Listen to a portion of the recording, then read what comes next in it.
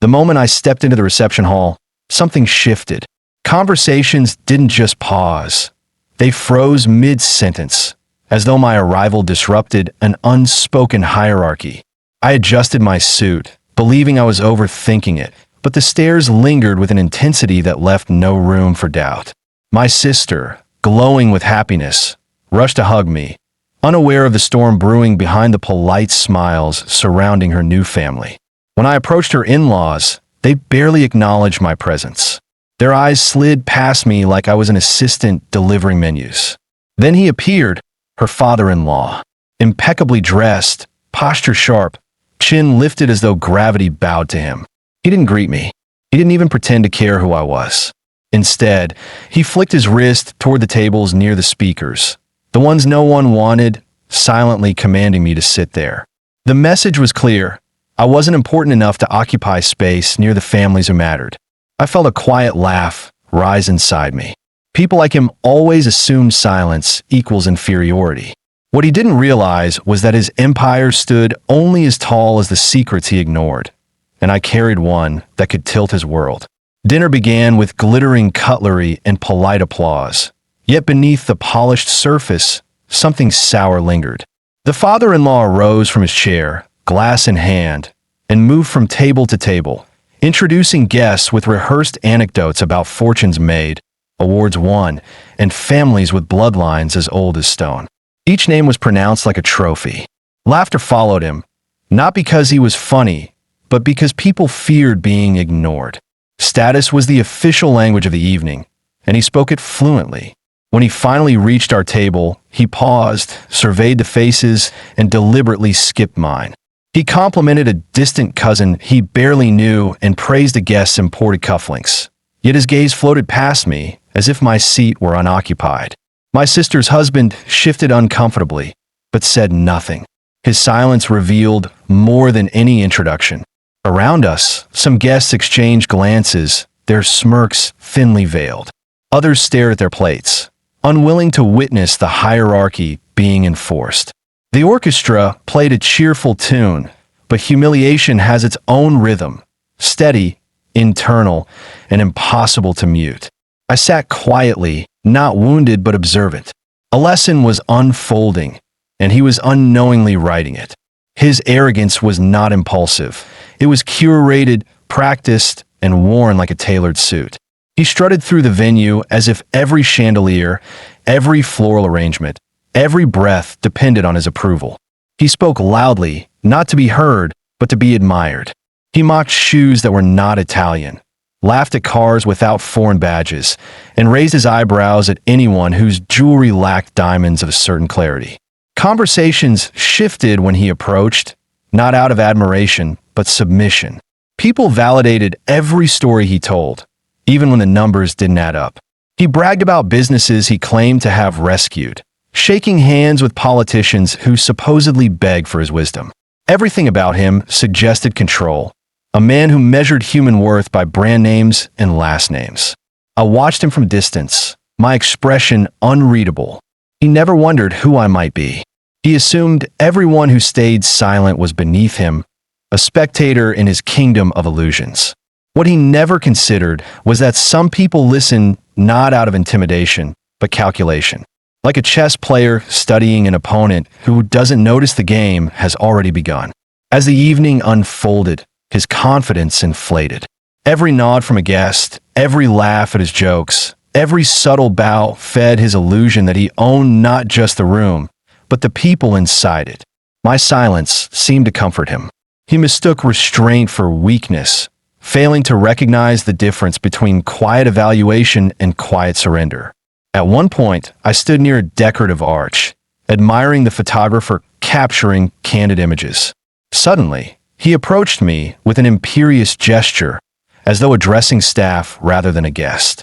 Without greeting or courtesy, he instructed me to move aside, claiming I was blocking important family photos, emphasizing important with unnecessary force. Laughter erupted from nearby tables, fueled by his confidence that the scene was harmless and deserved. I stepped aside without protest, not out of fear, but strategic patience. In that instant, I understood him perfectly. People like him only respect threats they can identify, and I was invisible to him, not because I lacked value, but because I had not yet revealed it. He felt victorious, unaware that pride blinds faster than any mask. He believed he was safe. Safety disappears quickly when built on assumption.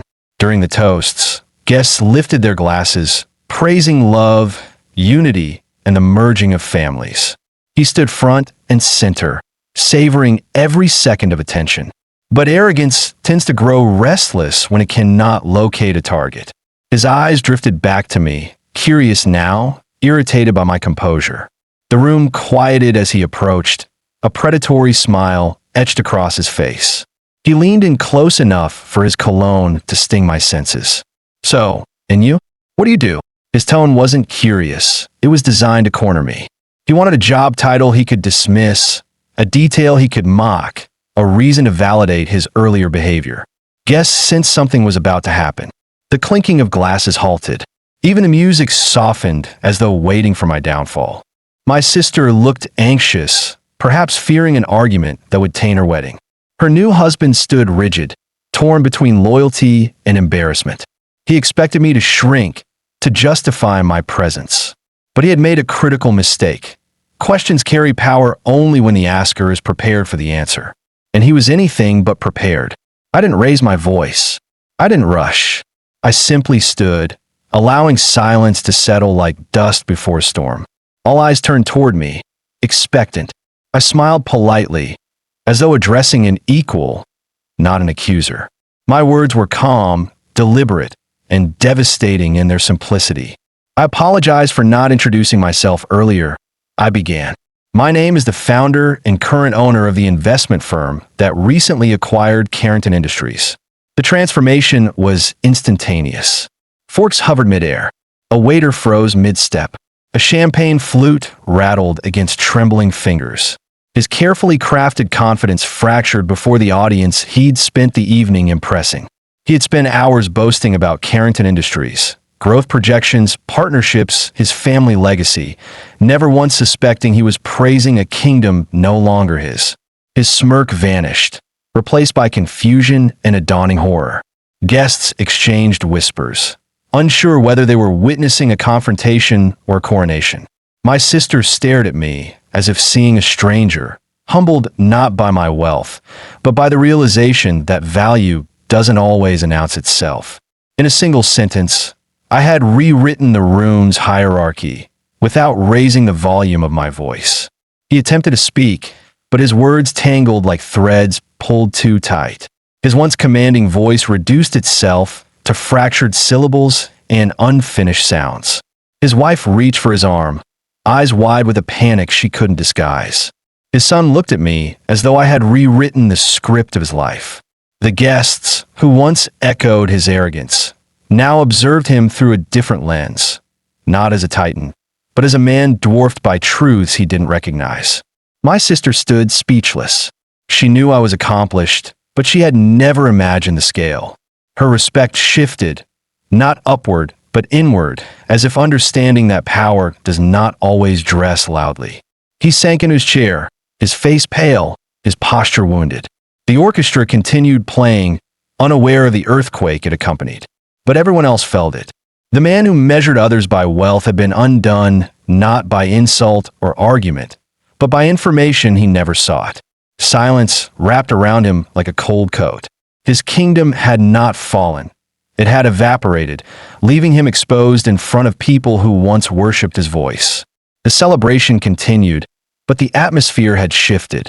People spoke in hushed tones, not wanting to miss a moment. He watched me with the hollow expression of someone who finally recognized a lesson too late. I gathered my coat, preparing to leave. Only then did he approach, his voice barely above a whisper. "Why didn't you say who you were?" His question trembled with disbelief, as though identity were a currency one must declare before receiving respect. I placed a steady hand on his shoulder, leaning close enough for only him to hear. Respect shouldn't depend on a resume. His eyes flickered, recognition tearing through his pride like a blade. He wasn't losing to me. He was losing to a truth he had ignored his entire life. As I walked toward the exit, conversations parted around me. They didn't remember my name because of wealth or power. They remembered because I had shown, without theatrics, that arrogance is not dominance. It is blindness with expensive tailoring. He didn't forget me after that night. Neither did anyone else. Because silence, when well-timed, becomes unforgettable.